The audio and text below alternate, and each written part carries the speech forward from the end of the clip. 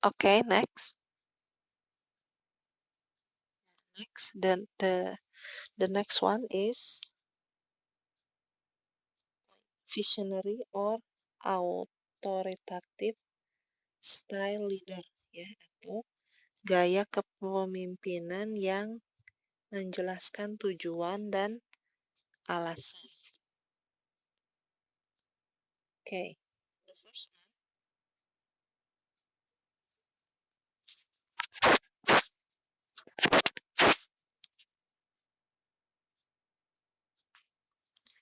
develop and articulates a clear vision. They will give specific explanation why the job must be done well.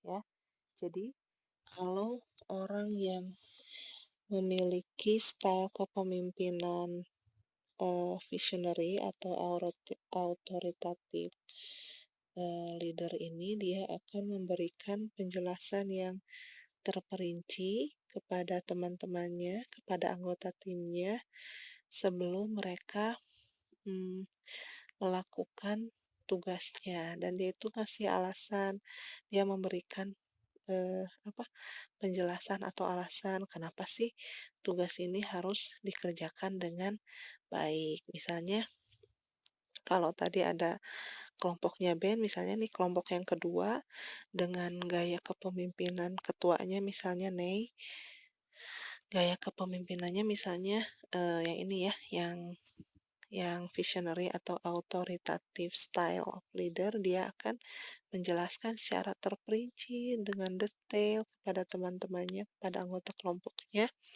kenapa mereka harus melakukan tugasnya ini dengan baik. Jadi dia jelaskan dan alasannya apa sih? Kenapa sih kita harus melakukan tugasnya dengan baik misalnya ya. Jadi dia sangat terperinci, sangat mendetail sebelum sebelum memulai mengerjakan tugas tersebut ya. Yang kedua, the second one, they demand others to ask if they don't understand.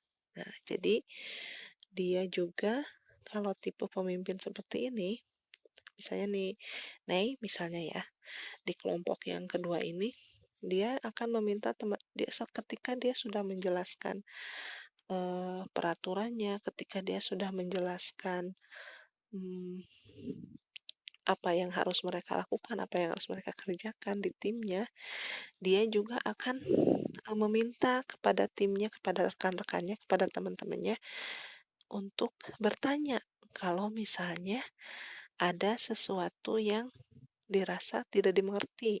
If they don't understand, please ask me gitu. Jadi dia minta ke teman-temannya, kalau kamu nggak ngerti, tanyain ya gitu. Kalau kamu nggak ngerti, misalnya nih anggotanya Kila, Nadia, Syamima sama Alisha misalnya ya. Nih, Nadia, Alisha, Syamima, Kila, kalau ada yang nggak ngerti, tanyain aku ya gitu. Jadi dia karena memang berharap tugasnya diselesaikan dengan baik, maka dia ketika ngasih tahu temennya sudah kasih tahu detail, tapi tetap dia juga akan uh, mengatakan ke teman-temannya, kalau kalian nggak ngerti, ada yang nggak ngerti, tanyain aku ya, gitu. Jadi dia selalu ingin uh, orang itu kalau misalnya ada yang tidak dimengerti, tanyain gitu. Jadi jangan diem aja. Nah ya, oke. Okay. Next, she's selling the vision as key. They know that making people understand what they must do the job well can help them reach their goals. Jadi kalau orang yang memiliki gaya kepemimpinan seperti ini tuh, dia memiliki eh, apa?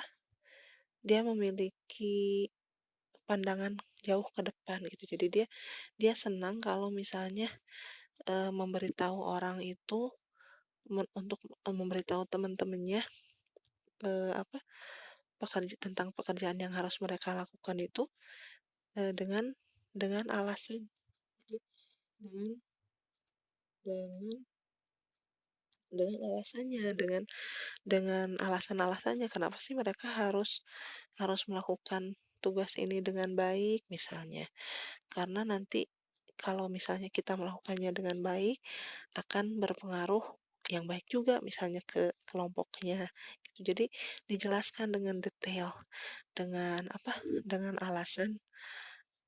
alasan-alasannya gitu. Jadi nggak cuman perintah-perintah aja, tapi dia juga memberikan penjelasan kepada teman-temannya kenapa sih pekerjaannya harus dilakukan dengan baik.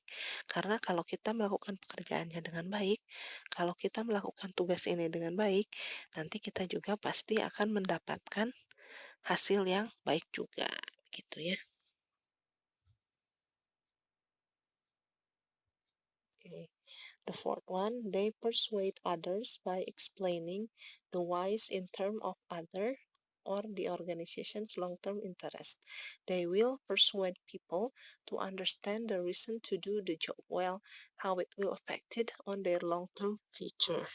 Nah, jadi kalau misalnya bedanya dengan yang tadi, dengan yang pertama, dengan yang direktif ya atau coercive leader itu, kalau yang visionary sama kalau yang visionary sama autoritatif leader ini dia mengajak atau me, apa mempersuade ya.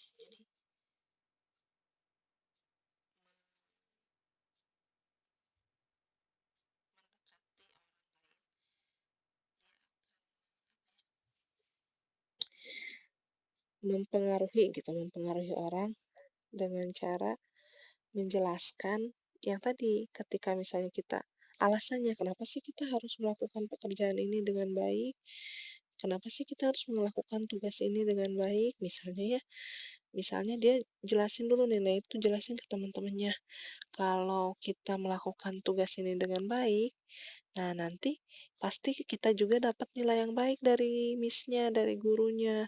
Nah, kalau tugas kita ini dapat nilai yang baik, nanti juga akan berpengaruh ke misalnya nilai rapot gitu. Soalnya kan ini kan masuknya nilai sehari-hari nih.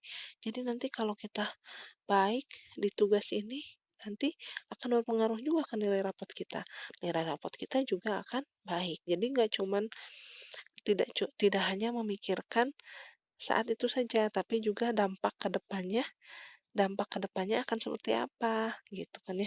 Kalau kita baik dalam melakukan pekerjaan ini, maka hasilnya juga akan baik dan nanti ke depannya juga akan memperoleh hasil yang lebih baik gitu.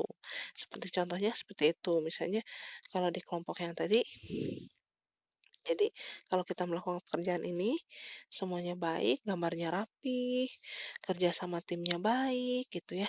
Nanti nilainya akan baik dan akan misalnya berpengaruh juga kepada nilai rapotnya gitu. Jadi ada tujuan jangka panjangnya, nggak cuman mikirin eh, tugas tugas hari itu saja, tapi berpikiran juga ke depannya akan menghasilkan yang baik juga gitu untuk untuk di masa depannya gitu ya, untuk nilai-nilai ke depannya gitu.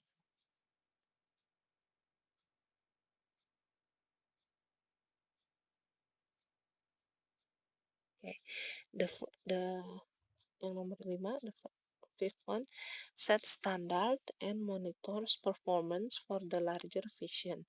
They make rules and make sure people obey it. Ya, menetapkan standar dan mengawasi hasil kerja untuk tujuan yang lebih besar. Mereka membuat aturan dan memastikan orang-orang untuk mematuhinya. Jadi ini berkaitan dengan yang poin yang sebelumnya, yang nomor 4, ketika misalnya dia jelaskan alasannya, kenapa kita harus mengerjakan tugas ini dengan baik, nanti dampaknya kita dapat nilai yang baik. Nah, nanti juga dampaknya kita akan mendapatkan nilai rapot juga akan baik gitu kan ya. Jadi dia benar-benar tujuannya itu dibuat untuk jangka panjang gitu ya. Dan dia juga membuat aturan-aturan yang jelas tentang hal itu dan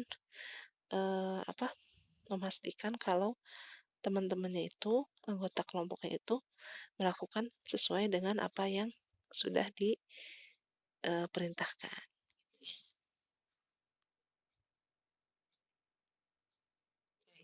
Yang selanjutnya yang terakhir yang keenam, uses a balance of positive and negative feedback to motivate They motivate others by giving punishment to whom don't obey, but also generous to give reward to those who do. Jadi, kalau tipe pemimpin yang seperti ini, dia tidak hanya bergantung atau menekankan sisi ke keburukan, tapi dia akan berimbang.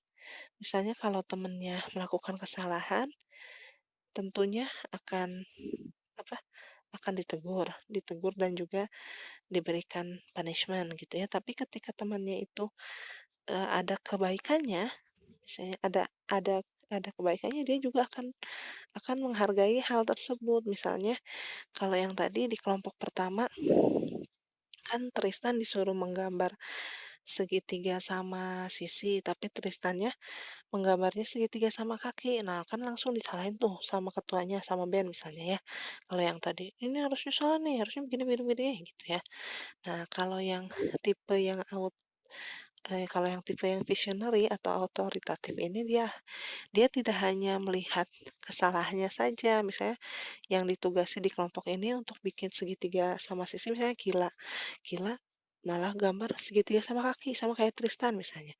Tapi nah itu tidak langsung, tidak langsung berfokus ke negatifnya. Dia juga melihat, oh sebenarnya Gila itu sudah hampir benar.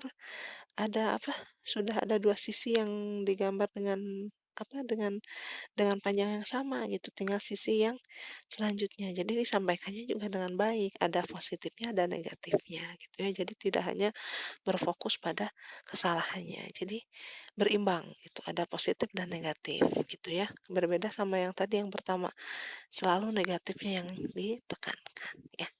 Oke. So,